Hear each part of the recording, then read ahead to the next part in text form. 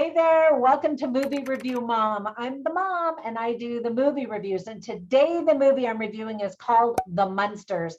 Timed perfectly to kickstart this year's Halloween season, The Munsters premiered officially on Netflix on September 27th, 2022, and it'll be available obviously the whole month of October.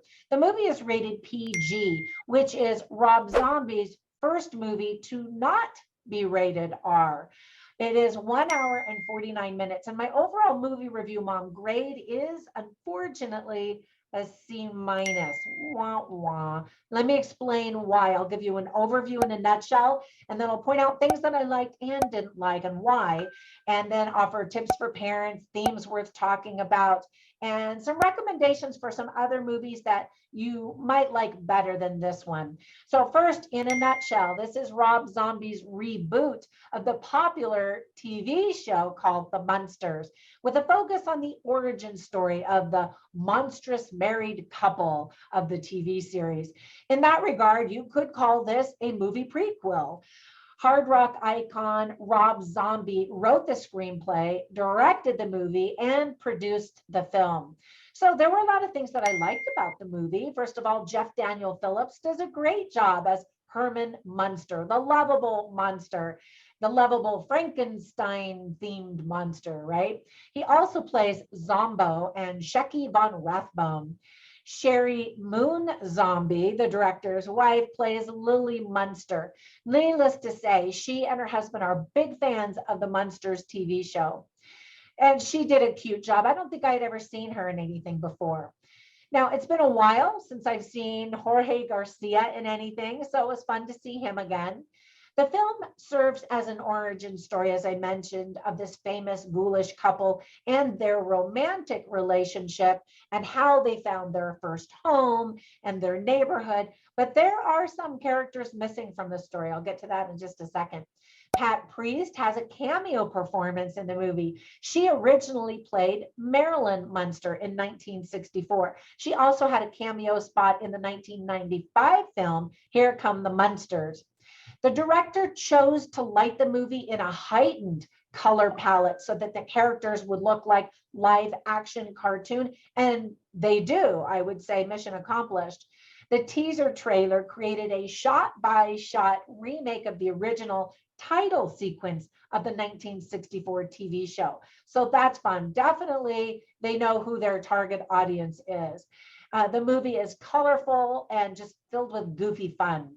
Now, with that praise, there were some things that I didn't like. And the first one is, even though they spent $40 million on this comedy based on the popular TV show, it's a huge disappointment and looks very low budget. And that could partly be due because of the selected color palette. I'm not quite sure. It just looked like maybe a high school show on stage with goofy props that are inexpensively made and that kind of thing.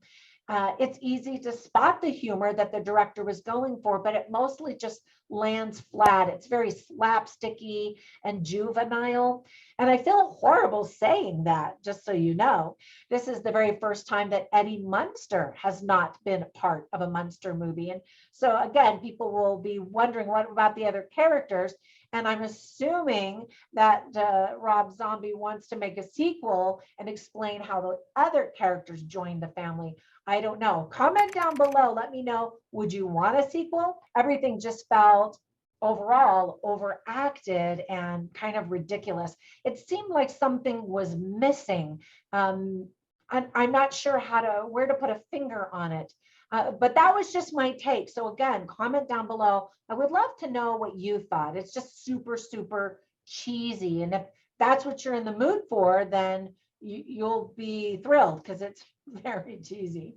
Now, let me give you some tips for parents. There are a lot of scary, creepy images that young kids won't like or be frightened by. And of course, they won't know that this is an homage to the original TV series. So they won't know these characters at all. Some suggestive material is not appropriate for kids. There's some profanity and some violence even. Some of the themes that are illustrated well are romance, monster romance, nonconformity, and the definition of normal, and family, of course, and how families all look very different and they're all still filled with love. All right, so let me give you some recommendations for some things that you might enjoy as much as, or maybe even more as. The first recommendation is to just go back and watch some of those episodes from the original Munsters TV show. Click down below and I've got a link that will take you to those episodes on Amazon Prime. Another recommendation is the Addams Family. So both of those two film or TV series were popular at about the same time and competitors, honestly.